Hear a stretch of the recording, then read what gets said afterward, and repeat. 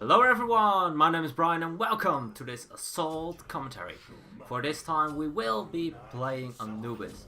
So I haven't played Anubis just yet since the change to Pythagorem's piece, or Pythagorem's piece, or whatever you would like to pronounce it. But I'm very curious to see how it will affect him because they kind of buffed it. They gave it 5% additional lifesteal, and for everyone that doesn't know, that means 10% for Anubis because he has an insane amount of lifesteal. And there is an additional power for your team. This is also a good time to be trying it because we are also with a Ra as well as a Bacchus, who both get a decent amount of additional power and lifesteal for it, which is not bad. More healing, more damage on the tanks, it's definitely not bad. I feel like it's a very good item for Anubis, and they made it cheaper, so it's easier to kind of get away with it. I also picked up the first part of the Chronos Pendant. I'll probably go for a Chronos Pendant because I probably need some mana as well as some cooldown reduction, and that's the best option in general. Unfortunately enough, the Bacchus did sell his Hardware. Hardware would have been way better for us if Amaterasu picked it up, or the Nemesis. That would have been very nice as well. You almost always want to get Hardware instead of Sovereignty if you are with a healer. They do of course have 3 physical, so it kind of makes sense for him to go for Sov as well, but you get the point. It's kind of give or take. Having mana is more important because the healing comes from Ra, so I feel like in general you're better off getting a Hardware instead of Sovereignty. Maybe if they have 4 physicals, then you can get away with the Sovereignty better, but yeah, I guess it's also a bit preference. The best thing is of course getting them both immediately on the tankier targets. Heart of the Urchin is quite selfish, but especially in Assault you definitely have greater use for a Hardware and a Sovereignty both together. If you're not against any magical, then you probably don't need a Hardware, then it's not worth it. Decent amount of damage, and already first blood with that, and the second kill very quick, erasing the enemy Bacchus, even though he is quite tanky, and the Cupid died very quickly as well. At this point I wanted to I want to focus the AMC, and it looks like it does pay off. But AMC is one of those guards that gets ignored a lot in Assault and actually is quite easy to kill in Assault. Well, at least usually. Taking up the tower for a little bit longer, make sure that they have a longer time of getting out of the tower safely, and with the healer as well as the amount of lifesteal I have, I'm not too worried about my HP. As long as I don't get bursted down immediately, I should be fine. Ooh, that's unfortunate. I'll always try to use my 2 and 3 to kind of poke them. You can also turn it around, so use your 3 first on someone because it's easier to confirm, and you can go for well, the easier confirms 2 because they are slowed.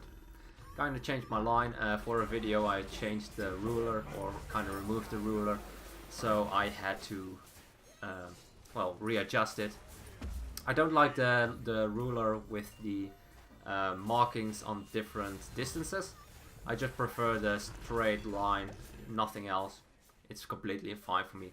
Since I don't use quick cast or instant cast, I'm fine with this because I won't fire all my abilities off immediately, so I don't really need a ruler. And to be honest, I feel like it's more distracting than anything else, especially if you're not used to it. Of course, if you're used to it, just carry on with it, it's fine.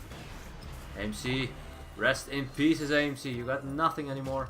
Sanctuary for the ultimate of the Bacchus. I am still going to get CC'd by it, and unfortunately enough, and picked up for that kill, and Ra picked up as well because of that beautiful Chang'e ultimate. Bit unfortunate, but I was able to pick up my boots, which is great. 10 boots I went for this time. You can also get away with cooldown boots, to be honest. It's kind of preference, to be honest. I get a little bit of cooldown on the Pythagorem's piece, so I don't feel like I need it that much, and I just want some additional penetration. But with the upcoming patch it might be different because the power is increased by 10, so there's only a 5 power difference between the pen boots and the cooldown boots, which is a lot less. And of course you will have the mana and the cooldown reduction. And cooldown reduction in the end game will provide you more damage overall in total than anything else. Unless of course you're a high burst mage that really relies on his damage, like for instance Habois, Scylla, then I definitely continue with the pen boots, because you kind of have one-shot potential, especially as Scylla with your ultimate. But at that moment I wouldn't recommend any cooldown. But I'm very curious to see how much better the cooldown boots will be in comparison to the pen boots. I think they will be a lot more in favor when the change happens. But we'll have to see. It's not even guaranteed going to happen. So yeah, we'll have to see about that. Again, a lot of damage on that ultimate. Anubis has such a high damage with his ultimate, and it's easier to confirm. The last change they made to Anubis himself kind of made his ultimate a little bit wider, which allows you to kind of confirm it a lot easier if you don't have a stun on. I didn't really feel like it was the most difficult thing anyway, but now it's even easier, so I guess that's a good thing if you're, well, if you want to confirm more shots. I mean, you have 30 shots to try and hit, so it's definitely not bad. Let's see, can we get him with a basic? Yes, we can actually get him with a basic. Okay, I didn't expect that to happen, but I just try to deal as much damage. If you don't have abilities, just use your basics, and there is no reason not to, unless of course the enemies are going to engage on you as well. Then it's risky to use your basic, because of course you will move slower. So it's kind of, yeah, it's kind of taking the risk if you go for the basics. But it was quite safe at that moment to go for it. My entire team is around as well. But like I mentioned, if you are, well, if you're around a lot of enemies, then you usually don't want to do it. Let's just use Sanctuary, try to avoid as much damage as I can. The hard bump, not denied, but at least I get rid of the ultimate and some follow-up basic attacks, and that's a lot of damage. And goodbye, Ratatosker. You can go back to the base now, back to your tree. There is nothing for you to get here. His ultimate is so powerful. Anubis' ultimate is pretty much, I'm going to destroy you very, very quickly. And if you are not able to use Sanctuary or able to run away quick enough, you will die. Fortunately enough, I was stunned inside the tower range. I was picked up because I took way too much damage from the tower. It's a bit unfortunate, again, but it doesn't matter too much. In Assault, dying isn't the worst thing, because of course you can spend that gold advantage you have, or just the gold you gained in general, to buy new items. And as you can see, I finished off the Chronos Pendant for that additional mana, as well as some cooldown reduction. And cooldown reduction with the amount of damage I have on my ultimate at the moment, it's not something you should ever underestimate. And I've already got 5 kills, so I'm also quite ahead. As for levels, not too much, but I feel like it's quite difficult to get ahead in levels in Assault. That will only happen when your team dies a lot and you get a lot of solo waves. You will get an insane amount of experience for it. But overall your team will have lower experience. So I guess this is better. If everyone is almost the same level, that means that everyone got their fair share of the minion wave. That experience that you, well, kind of need to keep up. If you, for instance, engage all the time, or you're fighting all the time and you're the first to die every single time before you get any minions, you'll be behind in levels an unbelievable amount. Looks like Box is going to be engaging on me. Let's just use my ultimate on him to secure that kill. And there's still a lot of damage on the enemy Shangha, and we might be able to pick her up as well. Again, a lot of damage on me as well, but too much healing from the from the lifesteal, to be honest, from the Pythagorem's piece. It's just in general a very good lifesteal item. My team was around as well. They didn't have enough burst to burst me down, even though the Cupid had a nice ultimate, to be honest. I knew the Ratatosker would go for me at such a low HP. Oh crap. Ooh. I would have died if I didn't have my my Mummify, my 2, at a higher rank at that moment. Because if she wasn't stunned as long as she was, I would not have been able to kill her in time, and I think she would have been able to get out one ability, which would probably have resulted in my death. I didn't have an awful lot of health. Well, missing all my abilities except my one, because that's almost impossible to miss. But it's only Bogas. What is he going to do? He intoxicated us, and that's all he has. And let's just kill him. Ooh. Not as much damage as last time. I think he got a decent amount of magical protection, so Using my ultimate again on the Bacchus is not worth it, but getting him out of the fight is definitely not a bad thing. As you can see, he's very low on HP. If he wants to peel for his team, he needs to take a good amount of risk. And usually you don't want to do that. But it looks like this actually can be game. We are, well, we are with all of us still alive. Only the Chang'e is left. So, ooh, I'm taking a lot of damage. She's not able to pick me up though.